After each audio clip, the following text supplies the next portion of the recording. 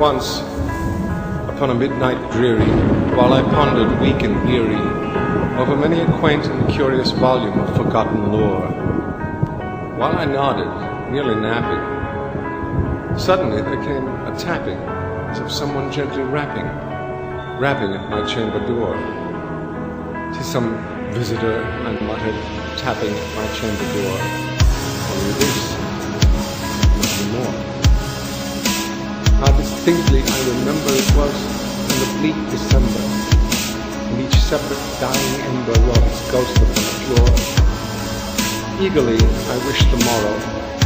Vainly I had sought to borrow from my book surcease of sorrow, sorrow for the lost Lenore, the rare and radiant maiden whom the angels name no more, nameless here, forevermore.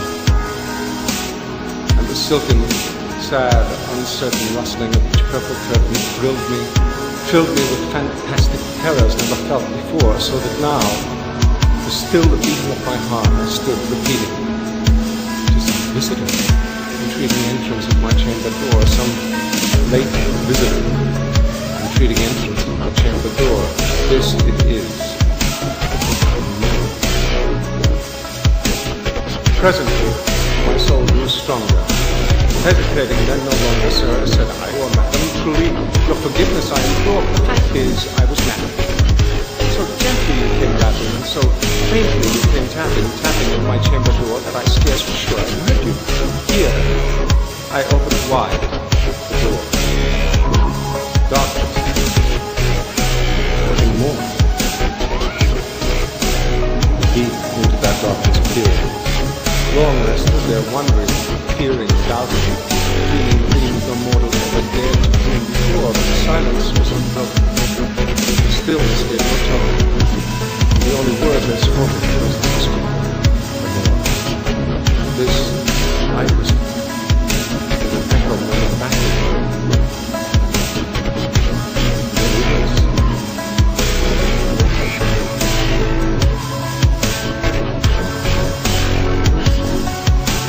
Back into the chamber turning, for my soul would be burning soon again. I heard a tapping somewhat louder than before. Surely, said I, surely that is something at my window, that is. Let me see then what thereat is in this mystery explore. Let my heart be still a moment. This mystery explore. 'Tis the wind, and nothing more. Open here I flung the shutter, when with many a flirt and flutter in there stepped a stately raven of the saintly days of yore. Not the least obeisance made he, not a minute stopped or stayed he, but with mien of lord or lady perched above my chamber door, perched upon a bust of Pallas, just above my chamber door, perched and sat. Nothing more.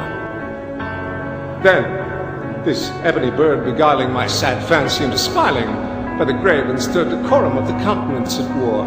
Though thy crest be shorn and shaven, thou, I said, art sure not craven, ghastly, grim, and ancient raven, wandering from the nightly shore. Tell me what thy lordly name is on the night's Plutonian shore.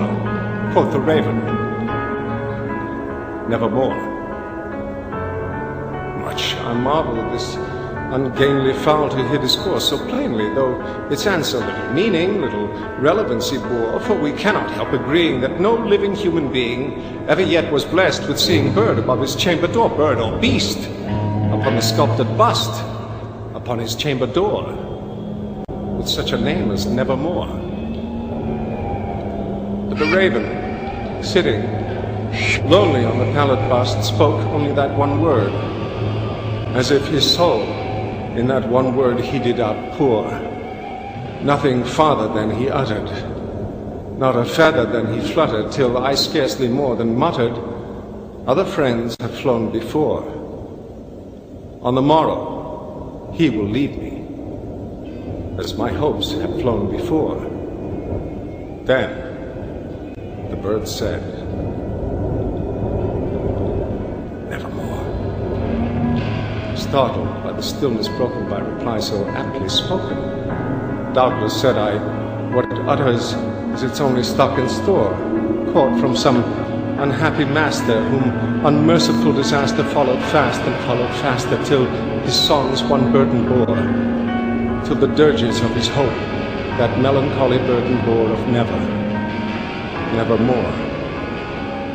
But the raven, still beguiling all my fancy into smiling straight, I wheeled a cushioned seat in front of bird and bust and door. Then, upon the velvet sinking, I betook myself to linking fancy into fancy, thinking what this ominous bird of yore, what this grim, ungainly, ghastly, gaunt, and ominous bird of yore meant in croaking nevermore. This I sat engaged in guessing, but no syllable expressing to the fowl whose fiery eyes now burned into my bosom's core. This and more I sat divining, with my head at ease reclining on the cushion's velvet lining that the lamplight gloated o'er, with whose velvet violet lining the lamplight gloating o'er she shall press on nevermore. Then methought the air grew denser, perfumed from an unseen censer swung by seraphim, whose footfalls tinkled on the tufted floor. Wretch, I cried, thy God hath lent thee, by these angels he hath sent thee respite and content thee from the memories of Lenore. Quaff this kind of nepenthe, and forget this lost Lenore. Quoth the raven, nevermore. Prophet, said I, think of the evil prophet, still a bird or devil, whether tempest sent or whether tempest tossed thee here ashore, desolate, yet all undaunted, on this desert land enchanted, on this home by horror haunted. Tell me, truly I implore, is there balm in Gilead? Tell me, I implore. Quoth the raven, nevermore. Prophet, think of the evil prophet, still a bird or devil, by the heaven that bends above us, by that God we both adore. Tell this soul with sorrow laden, if within the distant Aden it shall clasp a sainted maiden with the angel's name Lenore. Clasp a rare and radiant maiden with the angel's name Lenore. Quoth the raven, nevermore. Be that word our sign of parting, bird or fiend, I shrieked upstarting, get thee back into the tempest, and the night's plutonian shore. Leave no black plume as a token of that lie thy soul had spoken. Leave my loneliness unbroken, quit the bust above my door, take thy beak from out my heart, and take thy form from off my door. Quoth the raven, no more. And the raven, never, still, sitting, on the pallid bust of the palace just above my chamber door. His eyes of all the seeming, demons he's dreaming. The lamplight portion streaming across his shadow on the floor. My soul, not that shadow, is floating on the floor, shall be lifted